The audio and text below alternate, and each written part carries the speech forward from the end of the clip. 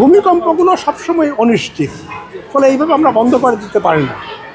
কিন্তু প্রাথমিক বিদ্যালয়গুলো কী করবে আমরা নির্দেশনা দিচ্ছি, ভূমিকম্পের জন্য কী ধরনের সতর্কতামূলক ব্যবস্থা নেবে এই নির্দেশনা আমাদের পক্ষ থেকে যাচ্ছে।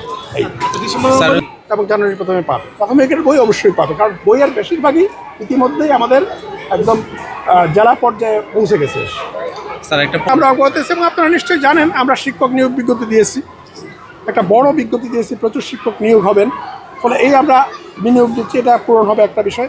আরেকটা বিষয় যেটা আপনারা প্রশ্ন করছেন না, করা দরকার ছিল, সেটা হচ্ছে আমাদের অনেক প্রাথমিক বিদ্যালয়েই প্রধান শিক্ষকের পদ শূন্য, এবং সেটা বড় একটা সমস্যা। 32,000-এর উপর প্রধান শিক্ষকের পদ শূন্য বিদ্যালয়, এটা বিদ্যালয় পরিচালনায় খুব সমস্যা হচ্ছে, এবং এটা একটা মামলার জন্য এটা হচ্ছে, এটা সুপ্রিম কোর্টে মামলাটি রয়েছে, এবং আমরা মামলাটির জন্য দ্রুত নিষ্পত্তি হয় সেই জন্য সর্বাত্মকরণের চেষ্টা করছি। তা হয় আমরা 32,000 সহকারী প্রাথমিক শিক্ষককে প্রধান শিক্ষক পদে পদোন্নতি দেবো, আর 32,000 নতুন পদ ফাঁকা হবে, সেগুলো তো আবার আমরা নিয়োগ দেবো। বিজলি কেবলসের স্কিন কোটেড ইনসুলেশন আগুন প্রতিরোধী। বিজলি কেবলস, নিরাপদ আজীবন।